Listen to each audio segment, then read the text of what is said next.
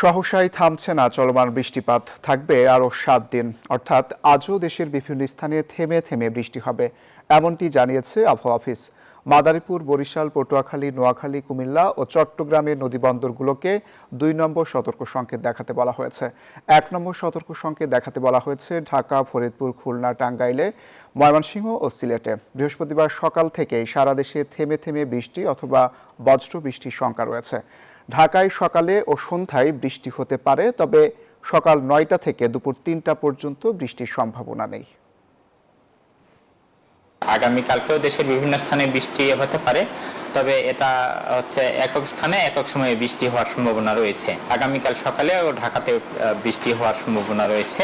সকাল ৯টা থেকে ১২টা বা ৩টা এই সময় পর্যন্ত ঢাকাতে বৃষ্টিপাত মুক্ত থাকার সম্ভাবনাটা অনেকটা বেশি রয়েছে।